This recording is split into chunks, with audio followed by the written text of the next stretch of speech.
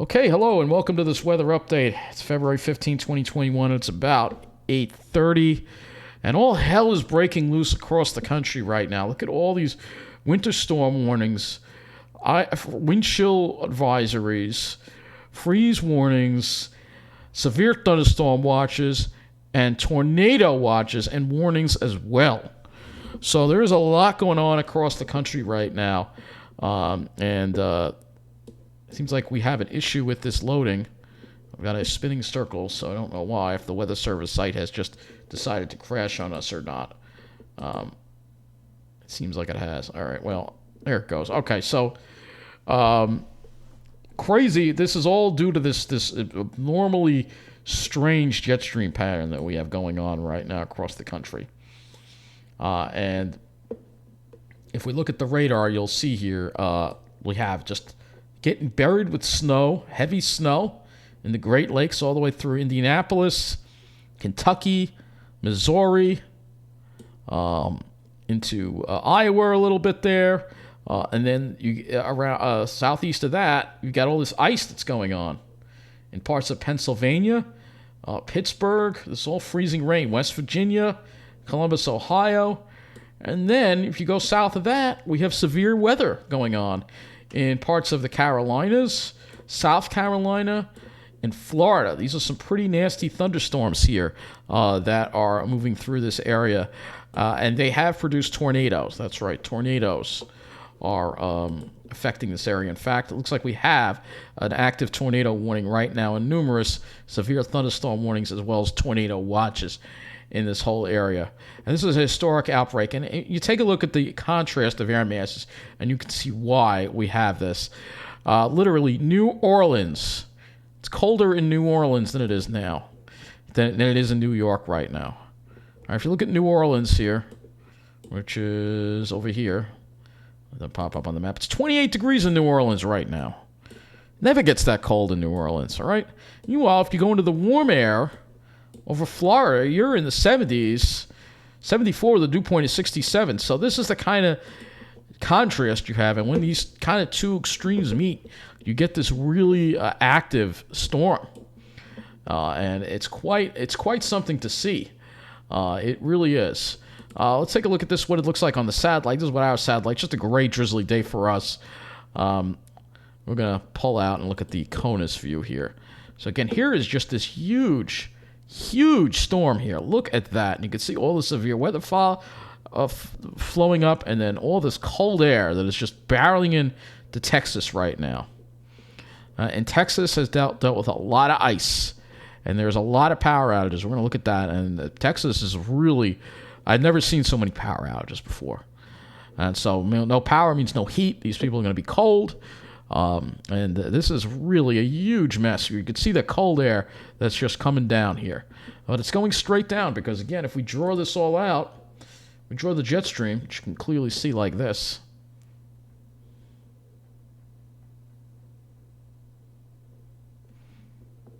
All right? This is a narrow trough. It actually doesn't even look like that. It looks more like this. It's just crazy. It's just not a normal thing to see. So let's go back to I want to look at lightning maps. Let's get lightning maps. Get that up here, and see that these storms are probably producing a lot of lightning too. Look at this. Oh, look at this. Holy cow. Right now in Florida. Look at this. Gainesville. Look at all that lightning. Isn't that incredible? I mean, this is February. To see all this severe weather in February is nuts. Look at this. It's just non-stop lightning. Look, another cell over here. That's insane. Less lightning as you move further north, but still they've had lightning strikes as far north as Greensboro. So, and there's another one over there. So it's really, really unusual to see this kind of thing going on. Very unusual to see. And it's really incredible to see this. I can't ever remember seeing something like this.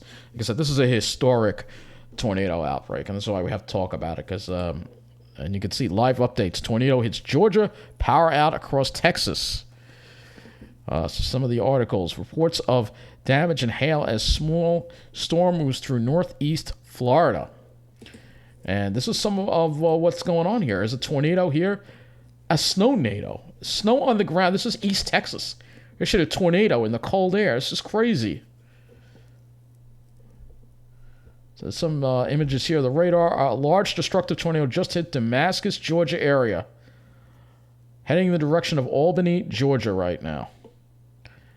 So it's an incredibly busy day. The snow isn't the only story. Tornado conditions. So look at these the Torcon index there. So this is what it looks like in Damascus, Georgia. Look at this. You can see all damage to structures. Look at this. This is bad. That could have been at least an F3. So this is the extreme event. Look at this. This is another example of what's going on. Thunder, sleet, and thunder ice. This isn't climate change. I don't know what to tell you, because this is incredible. Look at this. Here's some more pictures. This is Damascus. So this is a pretty significant tornado that hit. 185 mile an hour gate-to-gate shear with this tornado. So that is crazy. And then we have what's going on in Texas right now with the ice. Let's see if we can get some covered in ice. So they've had a terrible ice storm there. Look at this. Here's something you don't see every day. This is Galveston. Ice, and it's just frozen. And it's colder there than it is here. So this is a power outage. We're going to look at the power outage map. Texas power grid has not been compromised, according to Greg Abbott. The ability of some companies that generate the power has been frozen. So it looks like there's been a blackout in Texas now. Look at this. They've had thunder snow in Galveston. There's a little clip of this. Yes, there are rotating blackouts. So this is actually not from the storm. This is actually from the demand of the cold that has caused this. So this is why Texas. Look at this. 3,845,168 people without power right now in Texas. Load shedding is ongoing. GPL, CTEC, and TSEC systems are not providing updated data. So there is load shedding going on. Look at this. Brazoria County. Look at this. We have blackouts going on in Texas right now. This is insane. This is crazy. Harris County. So we have load shedding going on. It's because of the cold. The ice probably too, but also the cold. Galveston also going through a blackout. So all these areas are going through blackouts right now. It really shows how poorly our infrastructure is in this country, including Texas. So it's going to be rough because it's cold there. It's very cold. We look at the current conditions in Texas right now. In places like Austin, 10 degrees. I mean, it's not supposed to get this cold in Texas, ever, all right? Not especially south parts of the state. 21. It's colder there than it is here. 21. This is what I mean about the jet stream. It's crazy. What's happening? And then you have all the severe weather over here. And these cold temperatures just go all the way, I mean, zero around, again, Springfield. -2 in Springfield right now. So that cold air is going way down, and they're not used to that cold weather. So their generation is a demand for heat as people are cranking up the heat, and they just can't produce it enough, and that's why they've been rotating blackouts in Texas. And then other states are also being affected by power outages. Looks like Virginia, West Virginia. This is all from the ice storm here, 52,000 in West Virginia. Let's take a look at this. Wayne, Lincoln, Cabell, all hit very hard by this ice storm here. Mother Nature is not stopping its relentless assault on us. Jackson, look at these counties here. This is Kentucky here. Again, lots of counties that are completely without power. Virginia, we have 84,000. Again, Dinwiddie. That's almost a complete outage there. Very slow recovery, probably because of the ice.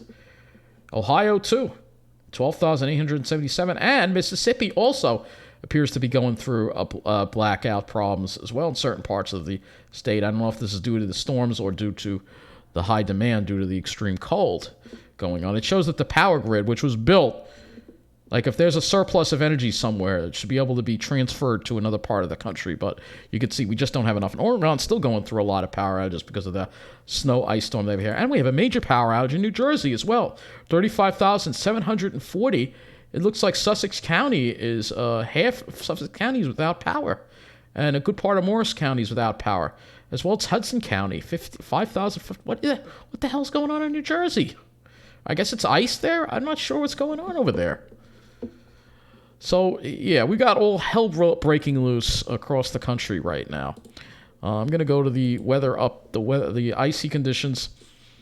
I don't know if they actually have any local storm reports. They have not put any across, so we're going to start. So I guess there has been some icing up there. But no actual reports of ice measurements. I'm going to have to go to the... I don't know why they don't put that up there on the thing. Well, maybe our weather service doesn't have Sussex County. Maybe that's it. Let's see. I don't know. I'm just curious about the ice reports for that area. That's all. I don't really... Again, yeah, there is an ice storm warning out for these areas here, so I'm guessing that they're getting a lot of freezing rain. Let's see if... find out any information on this. Icy conditions for much of the region into the night. And this is up north and west of the city. But it doesn't say exactly how much ice they've gotten. Can't seem to find a public information statement. Let me see if we can find one down here. Local storm report or public information statement. Let's see if we can get anything here. And with... yep, we have a report here. Freezing rain, West Point and Orange. Trace of freezing rain, it just says. Doesn't say that there's a lot. Freezing rain at Islip Airport. These are all small reports. I don't see any major reports, so why are there so many power outages up there? What is going on? There a problem with the power grid over there, too? I don't know what's going on. I have no idea. So, well, let's get to the weather part of this. If we're talking about, we're going to get to our area. This is the crazy storm that's hitting. And again, if we look at the jet stream, we'll go to 250 right here. You see this deep trough. It's just diving all the way down. And it's very narrow. See, if the trough was more spread out, the cold air wouldn't have made it as far south. But because of the kinked up jet stream, the cold air is deflected way to the south. And that's the problem. And if we go look at the jet stream through the week, you'll see that trough never really gets to our area. And then they get to another one as we get toward Thursday hits the upper Midwest. Another one.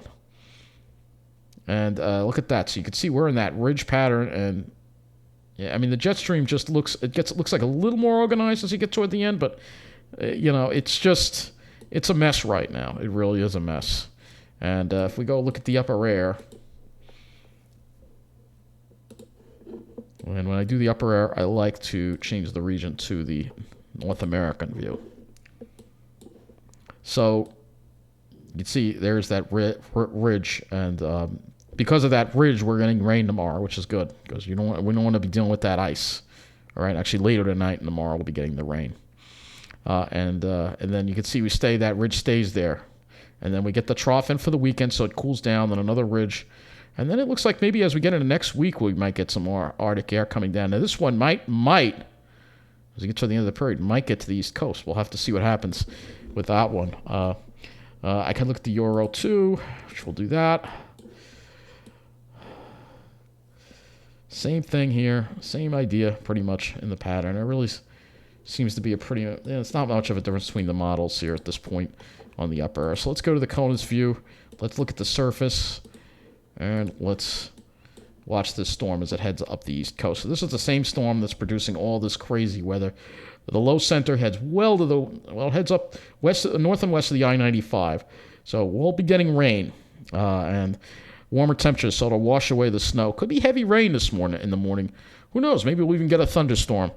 And then it moves out of the way. We dry out by the afternoon. We have a dry day on Wednesday, maybe some sunshine with that high. Then the next system comes. That one might start as some snow. It might accumulate before it changes briefly to freezing rain and then rain. And then the colder air moves in for the weekend. And then another front comes in later on. But generally speaking, you can see that we do have a pattern change taking place. And that means that we should have a drying trend. All right, now look at these crazy temperature anomalies here. This is the GFS, and you can see just that cold. We're above normal while they're well below normal. It's crazy. And they're going to deal with this cold air right through this entire week. But that cold air never gets here. It never spreads out. It stays just confined to that area. We don't start getting into it until the weekend, and then we start dealing with some cold air. And then after that, it looks like a whole lot of above normal until this next plunge might get in by the beginning of March, perhaps. But that's well away from what we're dealing with right now. And again, I mean, it's just crazy looking at these temperatures here. It's nuts, and it's not going to improve anytime soon for them. Unfortunately, that cold air is just stuck right over them, and they're gonna. And then the next batch comes in. Here's the one for that comes down and goes into a little further east, and then that's the part that'll get us on the weekend with a little cold air, but not as cold as what they're dealing with right now in Texas, which is crazy that it's colder down here than in Maine. It's colder here in parts of Texas than in Maine right now. That's just really, that's what I'm talking about a lopsided jet stream. That's the kind of stuff that I'm talking about. So let's go look at this next storm that we're going to be dealing with the rain here. And we'll go ahead and we'll first look at the GFS. So we have that rain starting tonight, probably around midnight or so. And it's going to be raining pretty heavy at times, especially through the morning. And then it finally starts tapering off by the afternoon. And it's out of here hopefully by 3 or 4 o'clock. So let's see how much rain we're going to get out of this here. So total accumulated precipitation, we could see at least 1 inch of rain, maybe close to 2 inches along the I-95 corridor. And this is the GFS again that we are looking at. All right, we look at total snowfall. You can see all the snow is basically well to the north and west of us. All right, so go back to our precip view and switch this to the NAM 12 kilometer, which, well, I don't have anything of the 0Z yet, so we'll have to use the 18Z. So here is the NAM. And again, you see here is the rain. So it starts after midnight tonight. And you see the yellows. It could be some heavy rain over us through the morning. And then by late morning, probably 11, 12, it looks like, according to the NAM, it's out of here. So let's see how much the NAM gives us here. And the NAM also gives us around that inch. I'm expecting around 1 inch, maybe a little more in certain spots of rain, basically. Now, the other thing is the temperature. So we're going to look at that, too. As we look at the NAM here, it shows the warm air coming in. Might even hit 50 in New Jersey and even parts of Long Island. Now you can see that warm sector. So that'll help melt a lot of the snow, fortunately, get rid of a lot of it between that and the rain. But then after it's done, we're still well into the 40s for most of the day. But by later at night, temperatures will start dropping behind that system. Let's go ahead and look at the HRRR as well. And we have 28 hours of the HRRR in, so we'll look at that. And again, you see that surge of warm air coming up. Those yellows could be 50 degrees right there. And that, yeah, I see a 51 over us. So I think we're going to hit 50 tomorrow. And that should really help melt a lot of the snow. And then it starts cooling off later on when the cold air starts working in. But that should help melt a lot of the snow. And of course, it will be humid air too as well that you will see. So there'll be a little bit of humidity with this too. Going to feel a little muggy in the morning. And then finally the drier air starts coming in behind it. And if we look at the HRRR total accumulated precip, similar idea around that inch mark.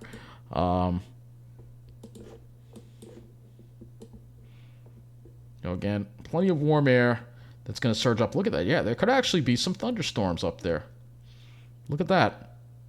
In the morning. Could be a thunderstorm or two. Wouldn't surprise me, considering that this has caused so much severe weather in the south. It would not surprise me if there was. And I want to look at a couple of other parameters here. I want to go look at the FGen for 700. because this will show where the heavy precipitation sets up. So you can see, look at that, red over us. So that could be there could be some flooding when these rain, between that and the snow melt, could definitely cause some flooding. So yeah, it will. You can see how fast it's moving, but that's pretty substantial right there. So that's what we're gonna have to deal with. Is the heavy rain? Fortunately, not snow. So let's go to the next storm. Once this pulls out, we have that dry day on Wednesday with the high building in. Then the next storm, and this will be the next one to watch. GFS starts it as snow in the afternoon, and then starts changing it over as you get into the evening. First to ice, and then plain rain. This is the GFS model. So obviously it's a ways off. This is the Thursday storm, which is going to definitely be more of a wintry event because we have that cold air to start. So if we look at the total snowfall on the GFS, it's got purple over us, which means about 5 inches. But just to the north and west, it could be 7 or 8 inches of snow, which would hopefully get washed away when it changes to rain. Hopefully we get rid of whatever we accumulate. Hopefully, because I don't want to deal with it on the weekend. But that is what it looks like right now. And again, if we look at the total, or let's see, total. There's another effect we could use: total positive snow depth change, which is another, pretty much shows you how much snow you could get. All right, that's another thing you could use. And 24-hour accumulated precip. So this will show you how much precipitation this thing you could deliver in an inch of liquid equivalent, or maybe even more. Depending on, and again, this is the GFS model here that we are looking at. And then that pulls away, and the colder air comes in for the weekend. And then we have that cold but sunny weekend, and then we do deal with the next front around Monday. So let's go take a look at the NAM. I don't think the NAM's going to go far enough out for us to look at Thursday. It might actually. Yeah, it will. All right, so this is the NAM.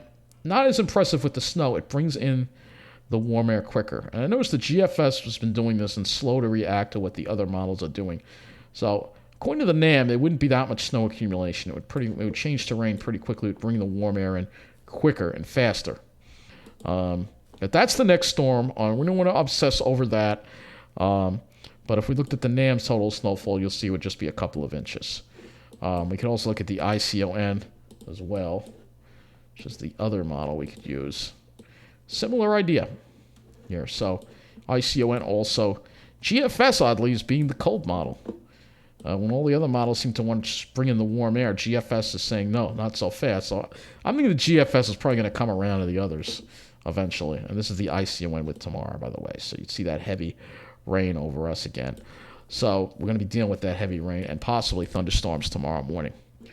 So let's go look at the temperatures now, and we're going to change this to actually we can look at the ICON too if you want.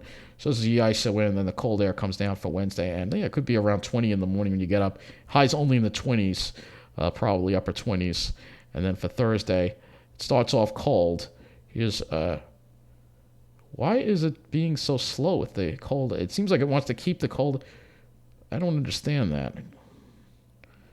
2 meter, all right, so it has it, all right, this is, why would it have it just raining then? Oh, that's okay. It's earlier on. So it brings the warm air in later. And then if you go look, you'll see, you can see the warm air come in. But it starts off pretty chilly. But then the warm air comes in pretty quick and surges in. But sometimes the models underestimate how, the cold air can get dammed in. But it all depends on the track of the storm. So, again, this is the second storm that we would have to be concerned about there. But let's focus on the first one here. And then you can see that warm air again come in. Cold air comes in. Wednesday morning, we're down. It's cold. And probably only highs up at 20s to around 30 Wednesday. Thursday, we start off cold, and the temperatures start rising as that surge of warm air comes up. We switch over to rain. Friday, probably in the mid-30s. And then the weekend, that cold air comes in, and we drop. Again, highs only probably 25 to 30 on Saturday. And Sunday, closer to around 30 degrees. And as far as I want to go out, we can look a little bit, see if there are any really Arctic. Yeah, this is what I mean. Toward the end of the period, it's showing possibly we could get into another Arctic air. Oh, yeah, look at that. Yeah, that would be an Arctic air plunge. See, it needs to come straight down from Hudson Bay to get us. we'll have to see what happens with that. Obviously, that's a long ways off. So let's go look at the skies. And you'll see here, obviously, tomorrow we'll be dealing with plenty of clouds. Wednesday, hopefully, we can have a mostly sunny day before this cirrus tries to roll in on us, hopefully. Obviously, we're going to be dealing with clouds Thursday and Friday. And then Saturday, hopefully, we can clear it out. Though there might be some instability cloudiness that might develop in the afternoon on Saturday. Sunday, a little less likely to have that. And then I'm not even going to go beyond that, the sky forecast at this point. So we can also look at the sky forecast on the NAM3. And obviously tomorrow we'll be having the clouds. You might see maybe a glimmer of sun maybe later in the afternoon. But more likely it will be Wednesday when we'd have mostly sunny skies. And maybe if we're lucky, we can keep the cirrus away and actually have a mostly sunny day, at least for Long Island, hopefully. So we can also look at the RGM as well. RGM, same deal, pretty much. RGM, yeah, see, RGM wants to roll that cirrus in, so we're going to have to keep an eye, because the problem is that it's the jet stream. The jet stream is not, we don't have a northwest flow in the upper atmosphere, we're a southwest flow, so it's already going to bring moisture for the next system. So I'll have to see what happens if we can get lucky or not Wednesday, or we're going to have to wait till the weekend. We're going to have to see about that. All right, one more thing we're going to do, actually two more. Let's go to Ventu Sky here, and this is the other animation. Actually, let's really look at this. This will really show you where the cold air is going. Look at that. I mean, that's just going right down. Look at that. Straight down. This is very unusual to see this cold air get this far south into Texas. That's insane. Meanwhile, 34 in New York. So it just shows you how narrow this trough is. And because it's narrow, it's pushing the air further south than it normally would. This air would be deflected and spread out over a larger area. It wouldn't be quite as intense, but because it is, and it is really intense over here. It's also pretty clear now right there. I think there are some clear skies, so at least they can enjoy some clear skies, though there's no power in a lot of areas in Texas, so that kind of sucks. All right, thunderstorms. This kind of shows the thunderstorm, the Cape, and the severe weather here that is. And let's take a look at this as this moves up, as we head into tomorrow here. This is the European model. Actually, what are we looking at? Automatic, it says GFS, shall say HRRR. So keeps the Cape away from us pretty much. So we don't really get into the, but look at this. It's the severe weather risk lingers over Florida tomorrow. And you see, it just lingers over there. So let's go, actually it's today. That's right. Why does this not look right? That's why. I got advance tomorrow. Oy. My mistake. All right, this is 1 a.m. this morning. This is 4 a.m. So you can see it get. The good news is you clearly see the cold front there. There it is. Now it does not look like we get into any of that Cape. It stays well off to the south and the east, but we can look at lifted index, and that's another measurement of thunderstorms. And this could give us. That is pretty close. So this is something we're going to have to keep an eye on, that we might see a thunderstorm tomorrow. It's not out of the question that we could see a thunderstorm tomorrow. Not severe, but it's not out of the question. That's why I want to use the event to sky, because I know it does show you the lifted index. Last, we'll look at the European model and show you what's going to be happening here with the temperature. So as we move into tomorrow, you can see, and again tomorrow we're way up there, so we're nearing 50. Meanwhile in Dallas it's 17, which is pretty crazy. Here's the warm air just surging into the area. Here's Wednesday, we cool off, and the cold air, you see how it spreads out, and it's not quite as intense now because it's spreading out a little more. And then for Thursday, this is what we have to keep an eye on. Does that warm air surge in or not? Let's see what the European says about that. It might not surge in. This is the European for 3. Let me look at the European for that storm as well. So see if it has us at, let's see. So this is the Thursday event. So it starts us as snow. The European is slower to change things over, but it does change things over eventually. So again, you have to keep that eye on that storm. The European seems to, it is showing the European.